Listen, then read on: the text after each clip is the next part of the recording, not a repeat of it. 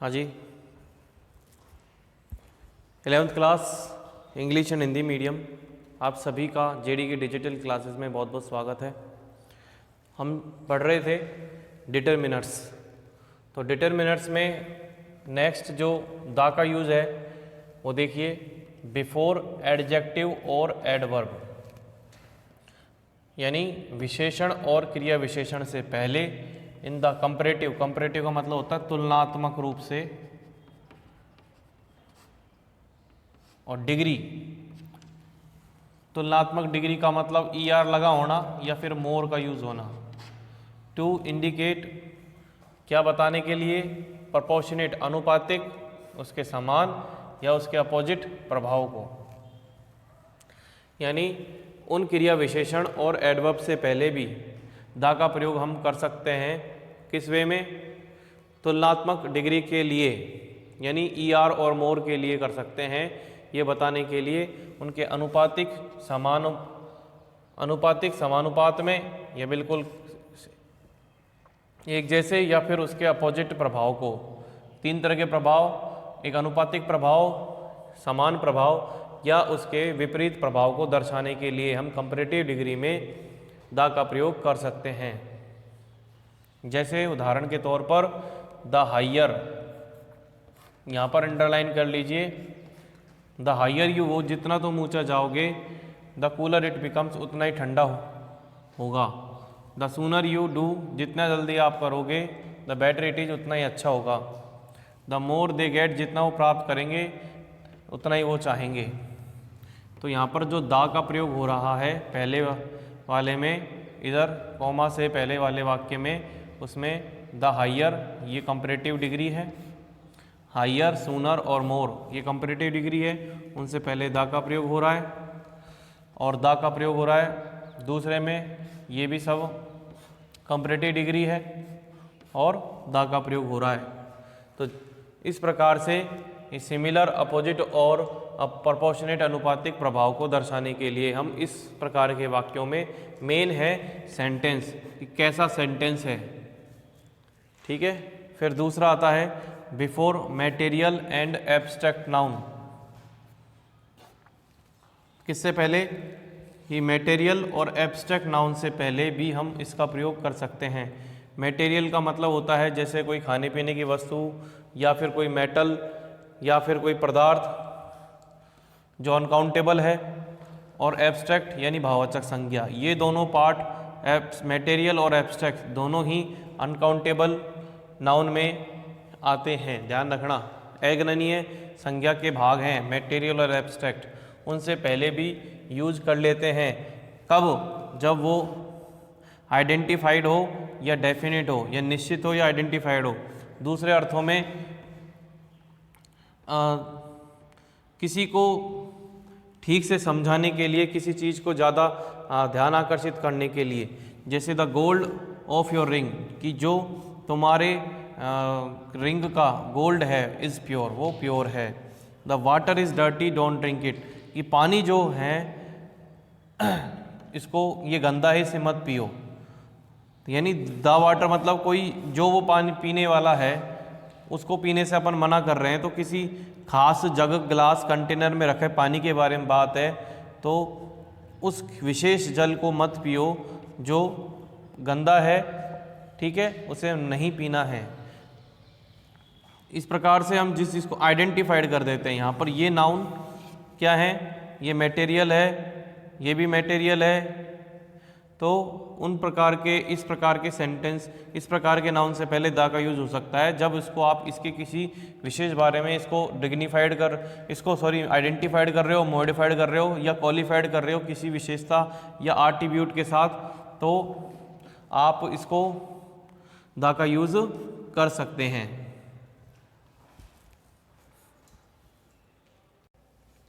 फिर जो next rule है कि in general use we do not put the before material and abstract noun, ये हमने पहले भी आपको बताया दिया था और भी देख लो, इसी रूल के साथ आ रहा है कि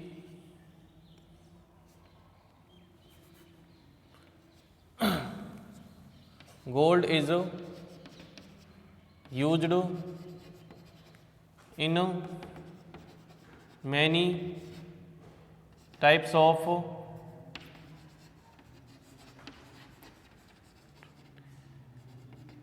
चिप, यानी काफ़ी प्रकार की इलेक्ट्रॉनिक चिप्स में हम गोल्ड का प्रयोग करते हैं। तो ये इसका जनरल यूज़ हो गया, ठीक है। और जैसे आप किसे, ये तो हो गया मटेरियल नाउन के लिए। एब्स्ट्रैक्ट नाउन के लिए कहते हैं we should follow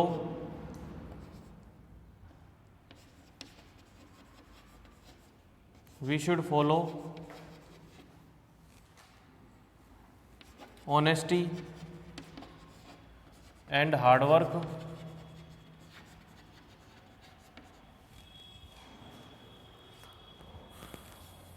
to get something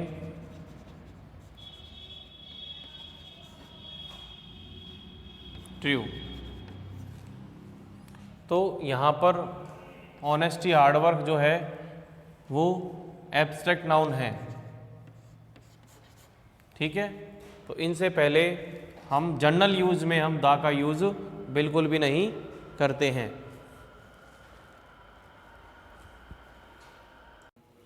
फिर जो नेक्स्ट आता है कि दा is used with noun for expressing a unit, कोई इकाई को अभिव्यक्त करने के लिए, बताने के लिए हम दा का यूज़ करते हैं। For example our gardener is paid by the hour, यानी जो माली है, जो बगीचे का रखवाला है, गार्डनर है, उसको हम घंटे के हिसाब से भुगतान करते हैं, या उसको घंटे के हिसाब से भुगतान किया जाता है by the hour. The car goes 30 miles to the gallon, यानी एक गैलन में 30 मील कार चलती है। There are 7 apples to the kilo, एक किलो यानी किलो के अंदर 7 एप्पल्स आते हैं।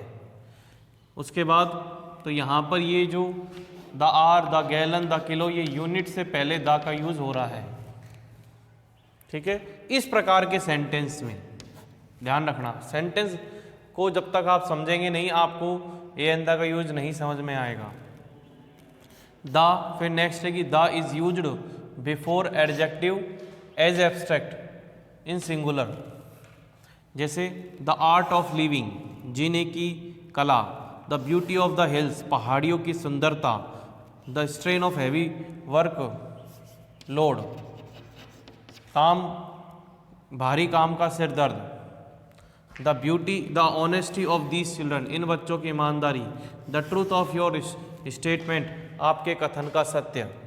तो इस प्रकार के, अब ये जो हैं कहीं ना कहीं हमको लिटरेरी यूज़ या फिर जो एडजेक्टिव है,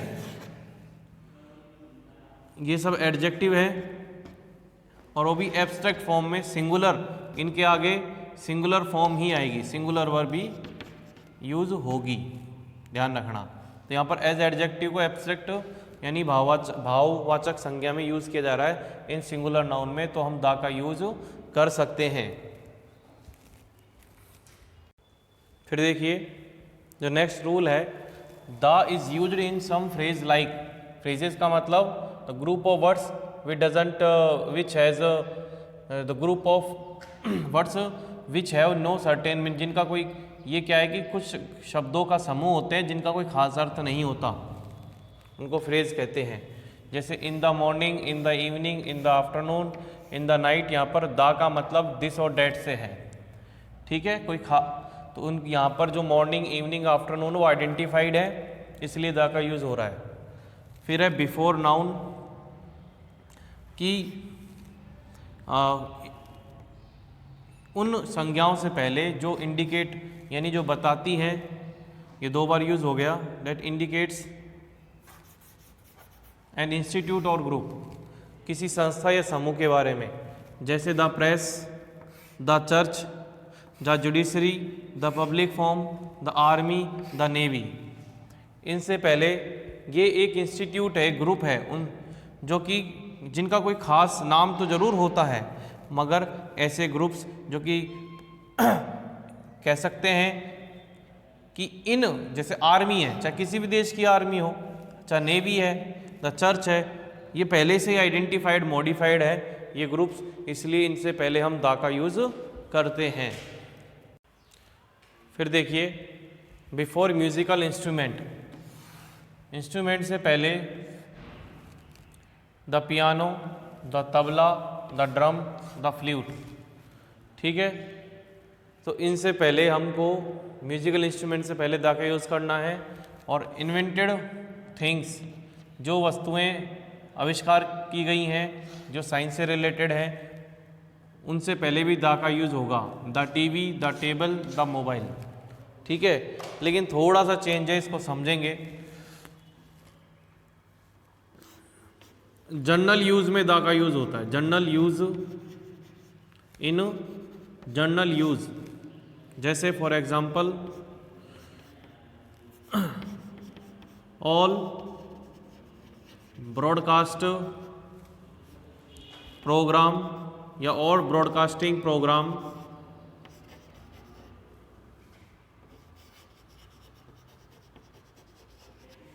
आर सीन या आर वॉच्ड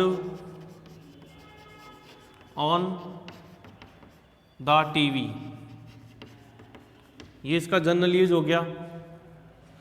फिर हम कह सकते हैं the account is managed by the computers या कंप्यूटर। ठीक है, ये इसका जनरल यूज़ है। मगर जब हम इसको डेस्क्राइब करते हैं, डेस्क्राइब का मतलब होता है किसी इंसिडेंट के साथ जोड़ते हैं, घटना के साथ जोड़ते हैं। ठीक है, डेस्क्राइब करते हैं और इंसिडेंट के साथ जोड़ते हैं कि as I entered the room या as I entered a room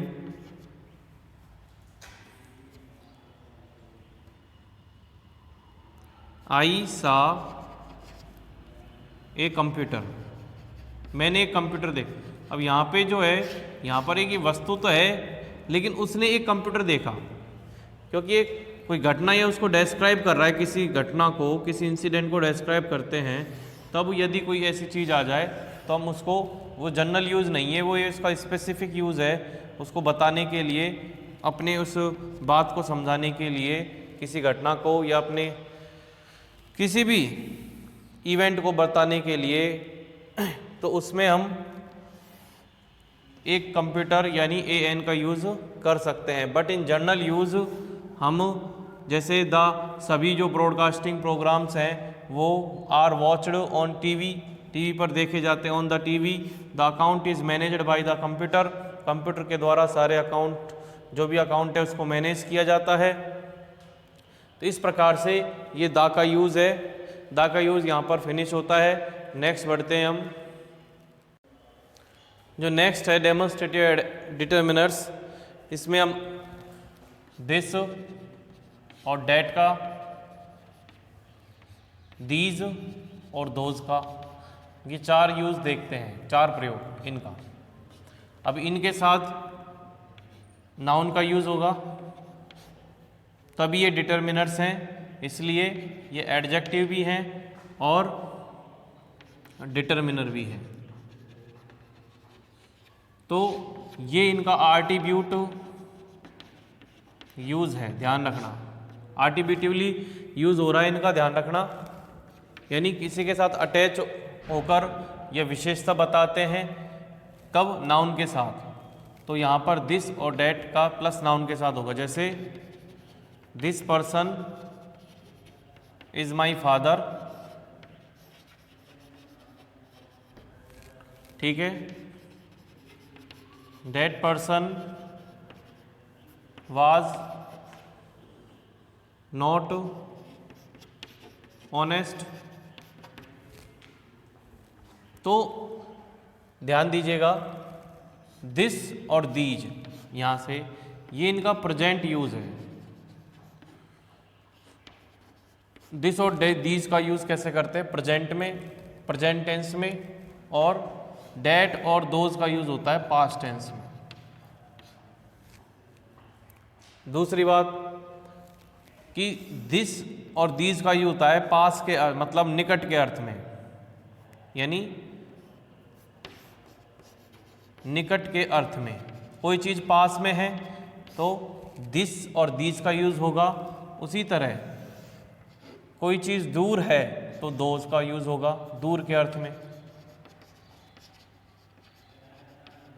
जब निकट और दूर के अर्थ में यूज होता है तो हम प्रेजेंट पास्ट नहीं देखते हैं। जैसे this is a pen and that is a notebook. अब इसका मतलब यही है कि पेन उसके निकट है तो दिस का यूज हो रहा है, और नोटबुक उससे दूर है तो डैट का यूज हो रहा है। यहाँ पर हमने देखा कि दिस और डैट के बाद सिंगुलर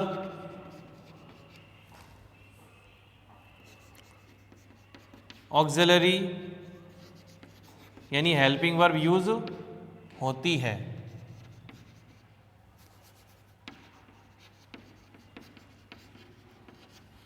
और दिस और दोज के साथ प्लूरल, इसका मतलब ये है दिस और डैट एक वचन संज्ञा के लिए यूज होते हैं और दिस, दीज और दोज बहुवचन संज्ञा के लिए यूज होते हैं।